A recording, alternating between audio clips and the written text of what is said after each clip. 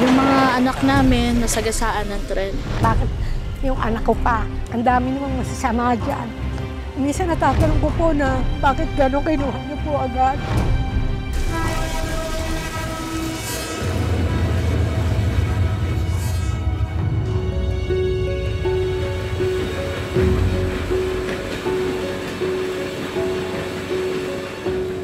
Ako, alam mo ba, Mare? Itong si Aling Carmen. Diyos ko, nagkalusog-lusog daw ang mga buto. Halos hindi mo na daw makakilala. Kaya nga yan, hindi mabuksan ng kabahon. Yan nga yung sinasabi ko dito sa anak ko, mag-ingat eh. Ikaw din, Alfred, ha? Mag-ingat ka dyan sa Riles. Alam niyo na siguro ang totoong kwento. Kagagawa nito ng matandang katipunero na nangunguha sa Riles. Nay, Tay, totoo po ba yung matandang katipunero na nangunguha ng buhay? Oo raw, Alfred. At kapag nakita mo raw yung matanda, tsak, masasagasaan ka ng tren. Pwede ba? Huwag nga kayo nagpapaniwala sa mga ganun. Aksidente ang nangyari kay Aling Carmen. Tandaan niyo, aksidente yun. Paano naman kasi napakadilim doon sa lugar na yon? Dilim-dilim paggabi, di ba? Kaya marami na didiskrasya dyan. Yun. Sige, tumulong na lang kayo. Sige. Pero talaga.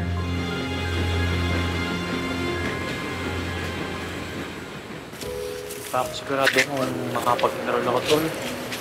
Wala pang sinasabi sa akin si Mama. Parehas lang pala tayo. Kung di man ako makakapag-enroll ngayon, maghahanap na lang siguro ako ng trabaho para makaipon ng pang-tuition. Anong trabaho ang pinagsasabi nyo dyan, dalawa?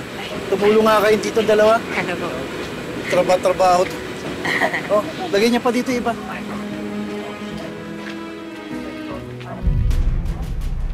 Paano ba to? Kulang na kulang po tong pera para sa pang-enroll ni Alfred. Ako nga rin, matumal ang biyahe ngayon. Hoy! Sana naman bukas. Ito na. Kanina pa kita hinahanap? Anong petsa na? Pagbayad ka ng utang mo! Sheena, pasensya na ha. Kasi talagang kapos na kapos lang kami. Ang tumal ng benta. Pati yung pasada niya, ang tumal talaga. Siguro sa isang linggo, pangako. Hay nako, problema nyo na yan, ha?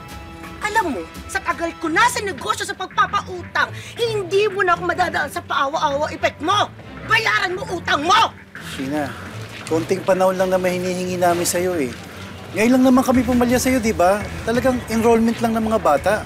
Utang ay utang! Kung wala kayong pera pambayad sa utang ninyo, ay ko itong gulay na ito! Wag naman! Wala mo sa mga gulay na ito! Wag naman! Wag naman! Hawa ko na! Yan ang alam mo! Richmond! Huli mo bang gulay na ito? Wag lang!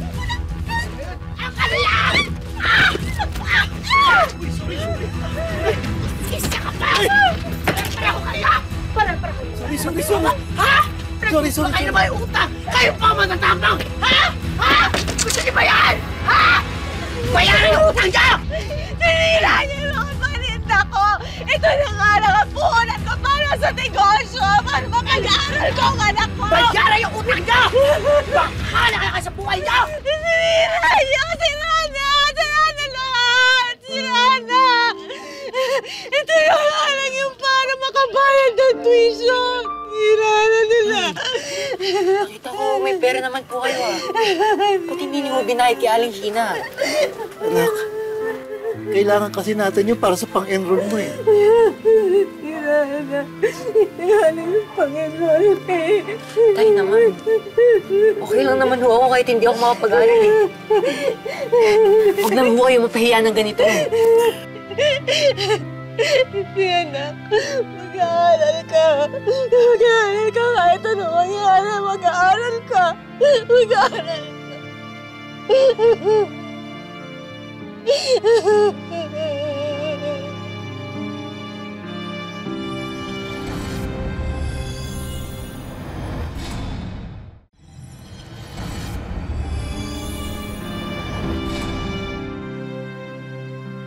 Alfred! Alfred, tara na. Malilate tayo. Mag-enroll tayo sa eskwela mo ngayon. Alfred! Al, Oh. wala si Alfred. Kayo na pa umalis. Ha? Baka nakilari ko. Bakit Bakit siya umalis eh? Alam niya naman mag-i-enroll tayo. Doon sa batang yun. Teka. Ito nga, ni-ready ko na. Teka. Ano ba nandito? Ni-ready ko na yung pera. Teka. Asan? Teka, kinuha mo ba yung pera? Ano? Hindi ko alam. Wala akong ginagalaw Yung perang pang-enroll! Ang tagal kong pinag-ipunan nun, di ba? Andito ko lang nilalagay. Tignan mo doon sa pinaglalagyan mo. Asan na yun? Teka, hanapin. Mabuti, nandito ka. Tulungan mo kami. Hanapin natin yung pera mo pang-enroll. Nawawala! Nay, Ano? Oh, huwag niyo na pong hanapin. Bakit? Ako po yung kumuha. Ha? Bakit mo ginawa yun? Para sa pag-aaral mo yun. Pinambayad ko na lang po sa utang natin kila Aling Sheena. Bakit? Alam mo namang ang tagal namin pinag-ipunan yun para sa eskwela mo. Pang-enroll mo yun eh, para makapag-aral ka. Nay, para saan pa yung pag-aaral ko kung araw-araw naman kayong ipapahiya ni Aling Sheena sa ibang tao? Masakit po para sa akin na wala akong magawa. anak. Sana hinayaan mo na lang kami ng nanay mo. Ayokong matulad ka sa amin ng nanay mo na hindi nakatapos. Tay, Nay, hayaan niyo po. Hahanap po ako ng paraan para makapag-aral ulit.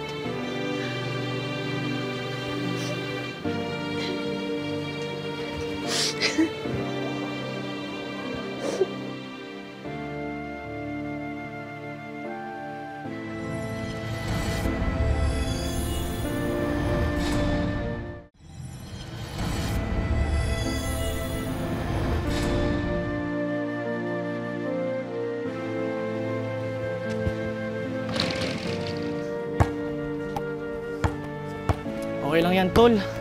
Pares naman din tayo. Hindi na makapag-aral ngayong taon.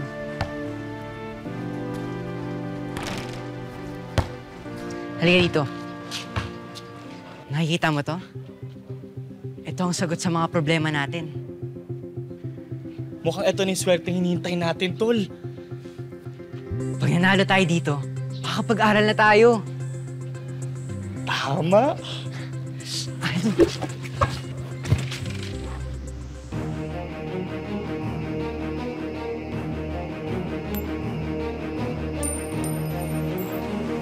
Kanila.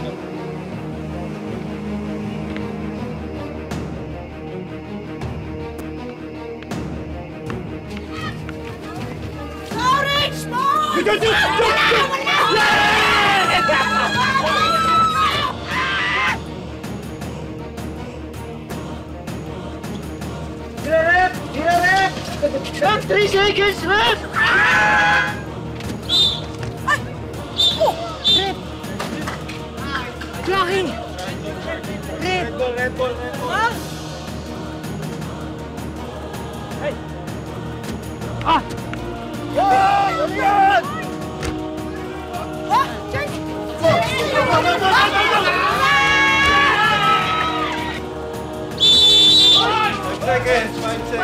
Rip! Daya, Rep! Rep! Raymond, galingan mo, anak! Ay! Ang galing ng anak ka! Wala!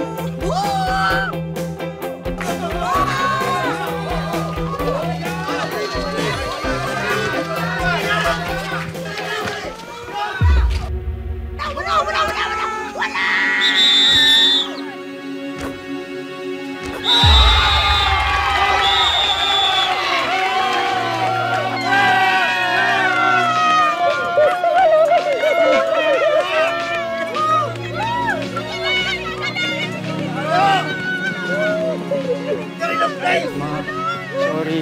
Ang tanga-tanga mo, pinahiya mo ko! Nagbayad na nga ako, nagpatalo ka pa! Ha? Nakakainis ka! Sa mga buwisit! Ha?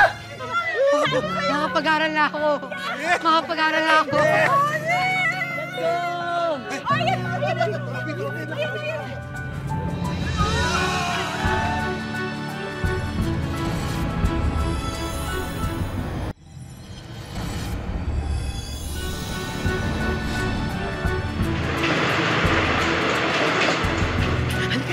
Ito na sila! Sigfrid! Ay, congratulations sa inyong dalawa! Makakapag-aral na kayo ng libre. At dahil dyan, ipagluluto ko kayo ng paborito ninyong instant pancit canton! At hindi lang yan ang sorpresa namin sa inyo! Bigay mo ng araw, bigay mo na. Yeah. Oh, nagustuhan niyo ba?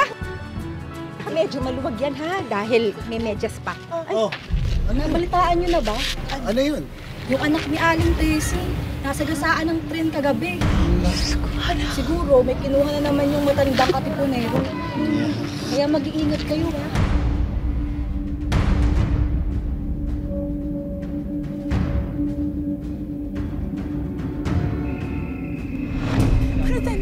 Uy! Angas siya! Bagos sapatos! Alitang bigi! Alitang bigi! Sigurado naman galing lang naman yan sa utang, no? Hindi nang pansinin yan. Late tayo sila. Oh, sa court lang pala kayo matapang eh. O ano? Labas yung tapang nyo ngayon. Ano, tara! Nandaya na nga kayo sa laro. Hindi pa rin kayo nanalo. Kami nandaya? Hindi kami nandaya! Paano kayo nanalo? May mga lampa kayo. Hindi kami ang totoong lampa. Kundi kayo. Kami ang totoong lampa, ha? Ano? Sige, tuloy nyo!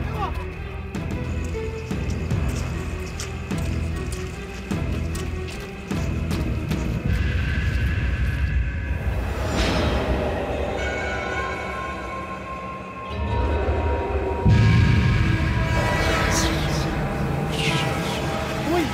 Ano ko ba kanina yung tren, oh? Parang tinatara. Ano ba kasing ginagawa mo dun? Ano ba, magpapakamatay ka ba? Oo nga. Mga tol, nakita ko yung matandang katipunero sa Riles. Yung nangunguha?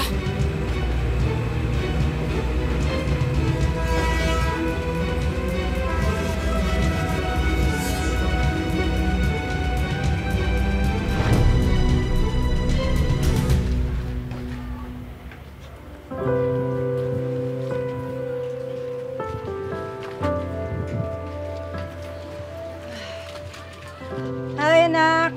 Good morning. Ay, Nay, good morning po. Upo po kayo. Upo po kayo. Bakit? Ano ba yan?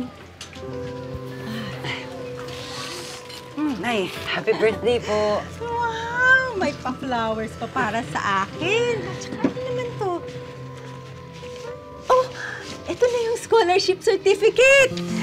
Totoo na. Scholar ka na talaga, anak. Galing-galing talaga. Teka. Anong nangyari dyan? Aray. Teka, napaaway ka, no? Oh. Bakit? May nasabi ba akong masama? May hindi ka ba nagustuhan sa sinabi ko? Bakit parang malalim ang iniisip mo? Nay, iba po to. Kagabi po kasi, habang nag-aaway kami ni Richmond, nakita ko yung matandang katipunero.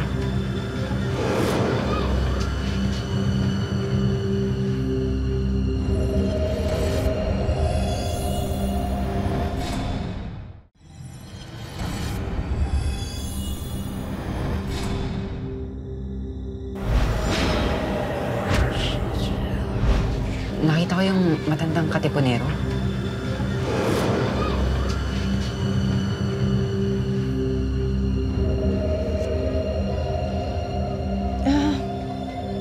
Hindi kaya na malikmata ka lang? Baka naman, siguro, baka guni-guni mo lang yun o kaya siguro pagod ka. Kaya, di ba minsan ganun tayo? Pagka yung parang pagod tayo. Anak, huwag mo na isipin yan, ha? Alisin mo sa isip mo yun. Wala yung palagay ko, guni-guni mo nga lang talaga yun, ha? Sige po, Nay. Una na rin po muna ako. Mag-practice po ako sa school ngayon. Sige. Sige po.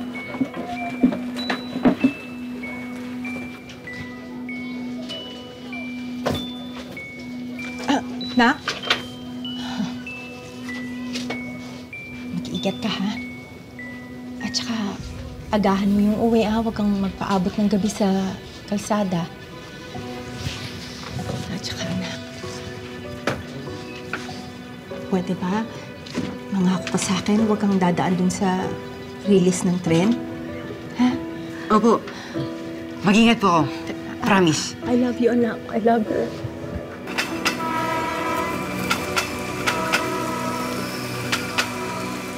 Ayan. Kung kailang nagmamadali tayo, dun pa umulan. Late kasi tinapos ni Coach yung practice eh. Dito na tayo tumawid sa Meriles. Ayun yung bahay natin, oh. Kaya uwikot pa tayo. Para makabot din tayo sa birthday ni Ninang. Rico, ayoko nga dyan. Delikado dyan, oh. Tsaka, sinabi ko naman sa'yo, nakita ko yung matanda eh. Wala yun, guni-guni mo lang yun. Halika na. Ano pa hinihintay? Halika na.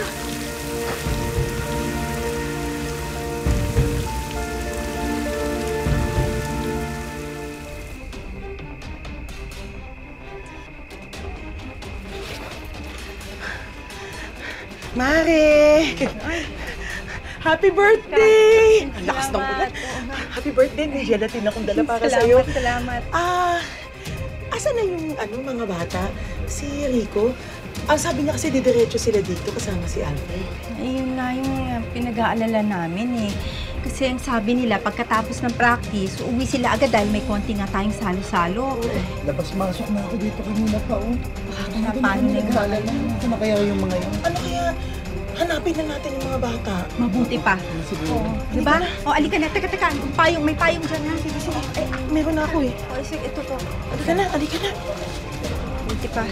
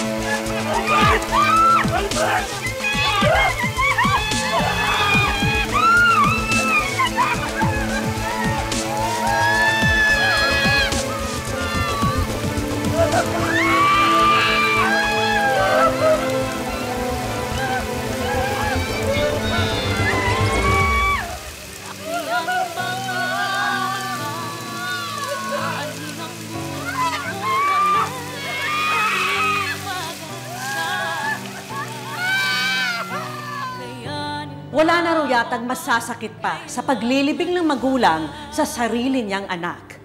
Hanggang ngayon, hindi pa rin nakaka-recover sina Rica at Teresa sa pagkawala ng mga anak nilang sina Rico at Alfred. Welcome sa Wish Ko Lang at sorry po sa nangyari po sa inyo. Paano po kayo nakakapag-cope doon sa nangyari po? Ay, hindi po kami dumadaan sa mga reels. Ayaw po namin. Kahit makarinig po ng mga tunog ng tren, parang tinutusok po ang dibdib po namin. Masakit po sa akin. Pero kailangan po talagang tulog. Pero sa ngayon naman po, pagdadasal po sa Panginoon, makayanan po namin yung nangyari sa amin. Ano po yung gusto niyong sabihin po sa kanila kung nakikinig po sila? Na mahal ka ni Mama, namimiss na. Mahirap, pero kapilit namin kakayanin. Hanggang ngayon, palaisipan pa rin kina Rica at Teresa kung ano talaga ang nangyari sa kanilang mga anak. Kaya naman tinupad ng aming team ang hiling nilang makausap ang paranormal expert na si Ed Kaluwag. Pinaka-question ko, bakit hindi po nila naririnig yung dagundong? Hindi totoo na hindi narinig. Narinig ng bata yung tren, kaso ang instinct ng isang bata is i-save yung kanyang kaibigan. Unfortunately, siya yung unang nasalpok ng tren. Yun yung maliwanag kong nakita. Tungkol naman dun sa sinasabi nila na mayroong matandang lalaking kumukuha. Una-una, wala akong naramdaman. May mga lugar kasi may mga espiritong nagpaparamdam lang. Pero wala itong kinalaman dun sa mga aksidente na nangyayari ng natural. Dahil sa aksidenteng nangyari sa mga anak ni Rica at Teresa, may paalala naman ang Philippine National Railways o PNR para sa ating mga kababayan. Pinakamalakas nating reminder po, malayo pa yung tren, bumubusina na po. Ginagawa ho natin na lahat ng kaya nating magawa para nang sa gayon ay may siguro natin ligtas ang bawat buhay ng ating mga kababayan. Alam naming nasira ng trahedya ang mga buhay ni Rica at Teresa. Kaya naman agad kumilos ang aming team para tulungan sila. Nanay Teresa, Nanay Rica, meron po tayong mga hinandang sorpresa para po sa inyo. Sana magustuhan niyo po ito. Okay na ba? Gusto niyo makita? 3, 2, 1. Ayan po, para po sa inyo. Sige po, tayo. Ang una naming regalo, negosyo packages worth 45,000 pesos para sa kanilang dalawa. May fruit and vegetable stand, kapalit ng naluging tindahan ni Teresa. May frozen meat business din at isang brand new mini refrigerator. At syempre, dinagdagan na rin namin yan ng isang delivery bike para sa asawa ni Teresa. At para naman kay Rica, may regalo rin kaming iba't ibang business package para sa kanya.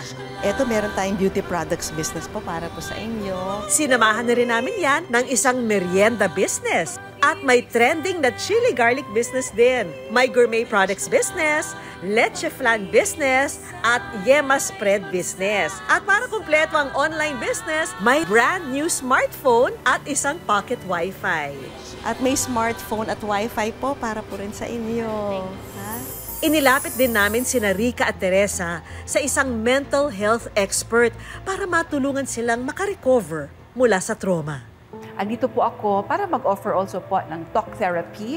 Maganda po kasi yung may napagsasabihan sila ng kanilang mga saloobin, emotions, because therapeutic po yun. But wait, there's more! Para kahit paano'y ma-relax si Rica at Teresa, may regalo rin kaming isang relaxation package. At may bonus pa kaming isang staycation package para sa kanilang mga pamilya. And of course, hindi pwedeng mawala ang Wish Ko Lang Savings. Tulong pinansyal ng aming programa para sa pamilya ni Rica at Teresa. Dito po kayo. Ang malaking tulong po ito para sa amin. Thank you po. Kahit na mahirap po mag-move on po pagkatapos po nito, kahit paano sana mapagaan ng konti yung pinagdaraanan. Talaga namang napakasakit ang mawala ng anak. Pero ngayon, handa na sina Rica at Teresa na harapin ang kanilang bagong buhay. Baon ang mga masasayang alaala ng kanilang mga anak na sina Rico at Alfred. Mga kapuso, lagi po natin tatandaan, hanggang hindi tayo napapagod, humiling at maniwala, hindi rin tayo mapapagod, lumaban sa buhay. Ako po si Vicky Morales at ito po ang bagong Wish Ko Lang.